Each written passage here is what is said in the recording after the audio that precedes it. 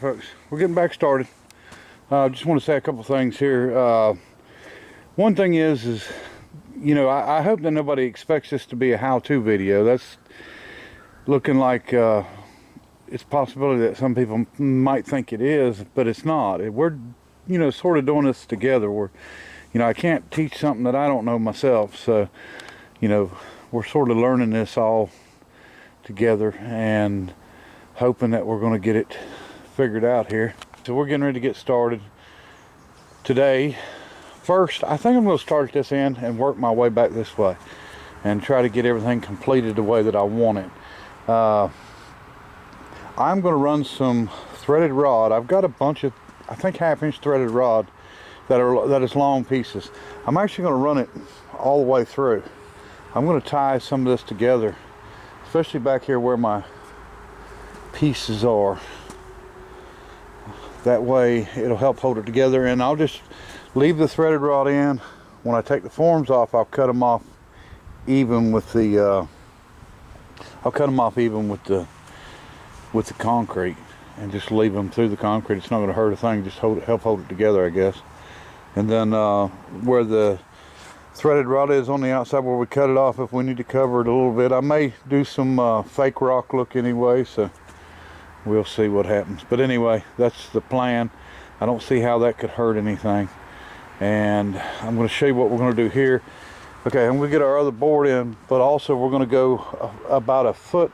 I think I'm going to go about a foot wide all the way down below the surface, and I'm going to tie that one to what's going to be this one, and then we're going to put some rebar between them, or something between them to help support that foundation to this foundation. We want it to be one foundation, and which, I mean, I'm saying we'd have to, because we do have a big steel, you know, or cast plate that goes up here, but I'd rather do it just to be on the safe side.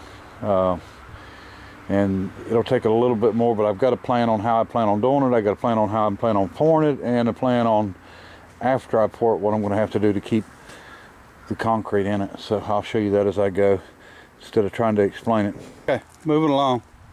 Haven't done much filming. We do have these tied together.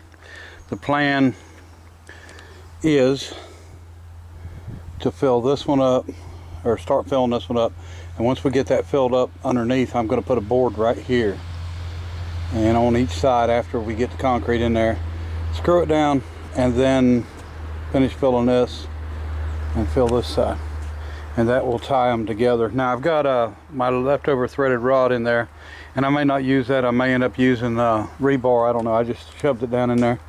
I've got some rebar I gotta go pick up. Put threaded rod all the way across, 1/2 inch, and what we'll do is, in the foundation, we'll cut them off. And I think my plans, I think I'm going to do like a veneer rock on the outside of this. So I think the bottom section right here for my flywheel pit, I'm going to go in below, and we'll dig this out by hand, and then go in below and put a footing, and I'm going to brick all of that inside there. And then I'm going to just leave the brick, we're going to go under the edge of the wall, but leave the bricks out far enough that when I put the rock down to it, it'll meet to the top of the brick. And I think that'll work out really well. So that's the plan. And well, I guess what I'm getting at is the brick and the boards will be straight, and then when I take the boards off, that's going to leave me a 2-inch gap that I can put my rock in there. But I'll do my lower wall out of brick just because I've got it, and I can do a footing and go ahead and just mix up, because I got brick cement left, and then I've got, or mortar cement, and then I've got plenty of brick. So we just need something as a retainer wall in there to keep that from coming. I don't want to do, you know, try to do any kind of wood permanent, but I think that'll work. So we got quite a bit to do here before we can pour. I was going to go ahead and pour everything and then wait on this, but I think we'll just do it all at once. So. All right, folks, while I'm doing the foundation, we're also doing some cleaning and some work on all this. So this has got to be bolted together, and we had to clean all the grout out from around the bolt holes. So that's done. getting things freed up and cleaned up and all that good stuff, and working on the cylinder also. Got the piston out. Rings are kind of stuck, but they'll come loose, I'm sure. They're not stuck really bad. Look like 3/4 inch wide, and we have got to figure out how to get that rod out of that piston. I don't know if it screws in or what, but I figured the worst comes to worst, I can machine it out and or machine up to it and figure out whether it's pressed on or what. But don't look bad. The cylinder bore don't look too bad at all. A little dirty in there, but a little bit of pitting right there, but nothing really major. I'm not, it's not going to be a problem.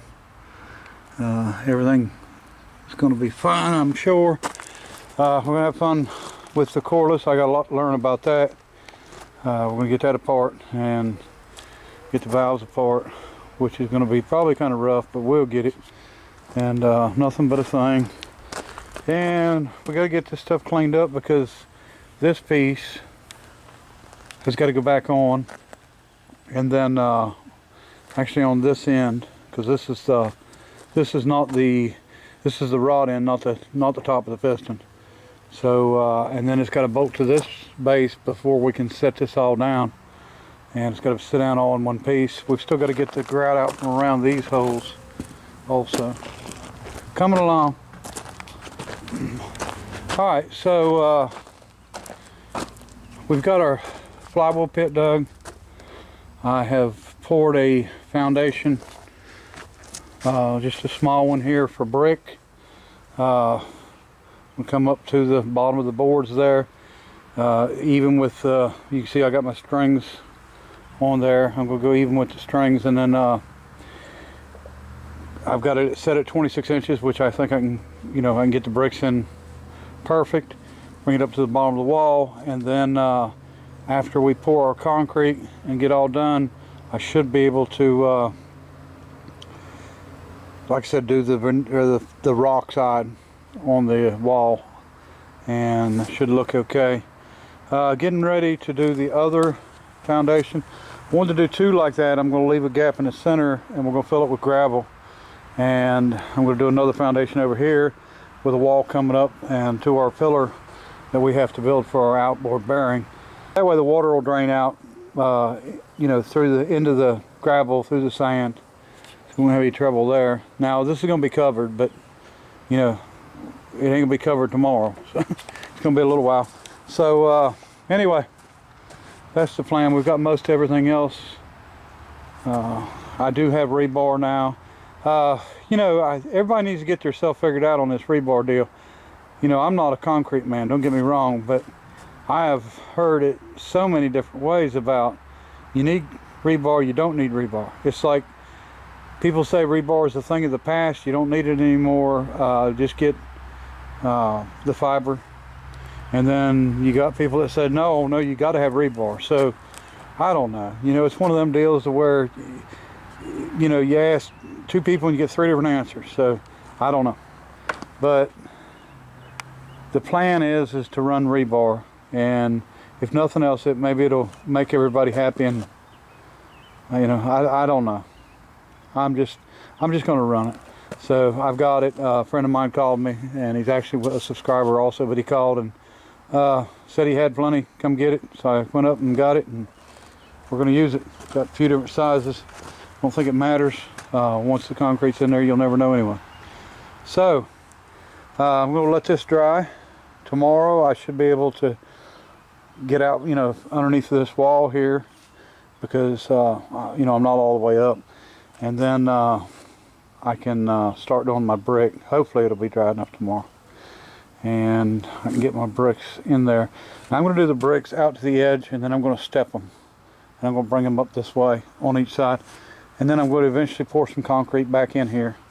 I'm going to try to enclose this whole thing in, with just gravel and concrete on the bottom, bricks on the sides, and hopefully it'll work out okay. I got it in my head what I want to do, but so like I said, I'm going to step this up this way, and then we'll put some concrete in under it, or get some concrete around it, or pour it in there, so it'll be good and strong anyway. But I don't want to I don't want to show any of the dirt. I want it to be full brick and then closed in like like I got in my head anyway. So that's the plan, and we're going to keep at it. All right, folks, got the other one poured.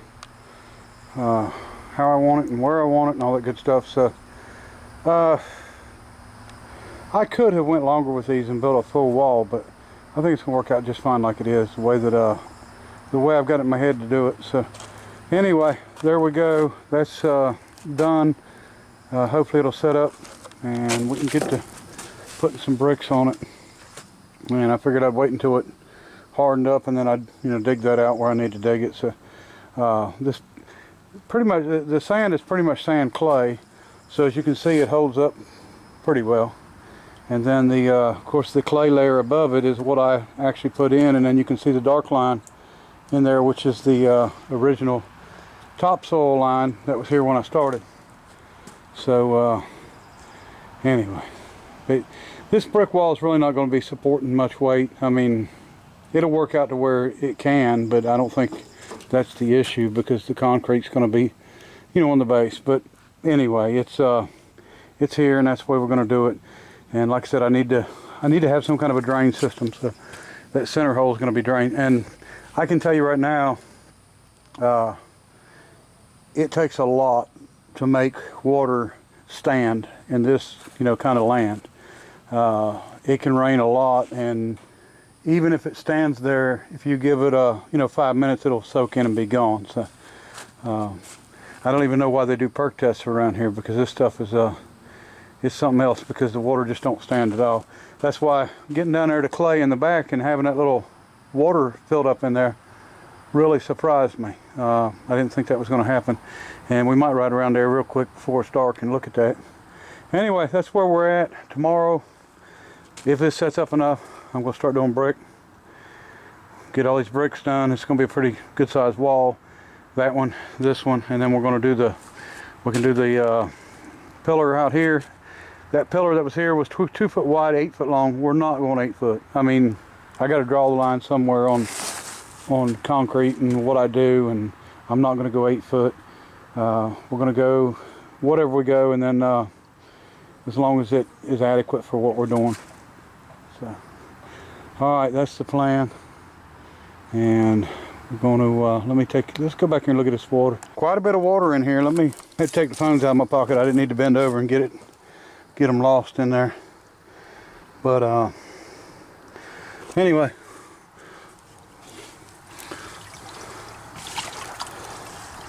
well,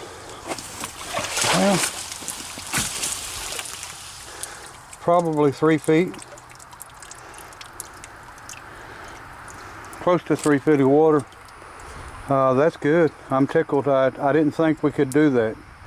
The only problem is it'd be stagnant water. It wouldn't be moving a lot, but what we can do is put a fountain in it or a pump of some sort to keep it area, to keep the water moving, and we could still do a pond. We've always wanted a pond, but we never could find water. So the fact that I've found this, we haven't had any rain, so the fact that we've got this is just surprising. So Mr. Froggy needs to get moving.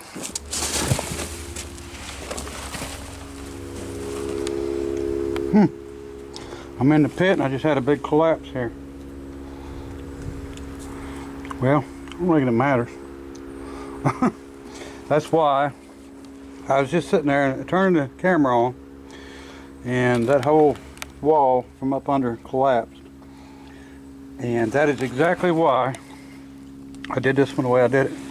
I was just getting ready to show you, and it was me sitting on it's what caused it, I'm sure. But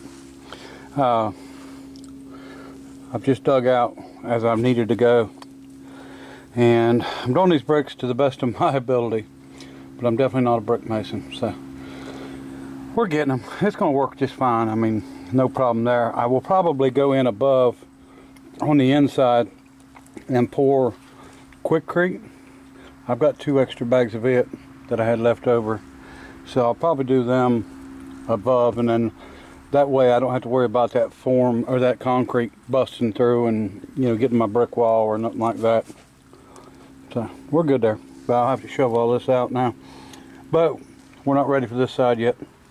So got a little more to do, and I have stepped this stuff up, and I've stepped it up on that side.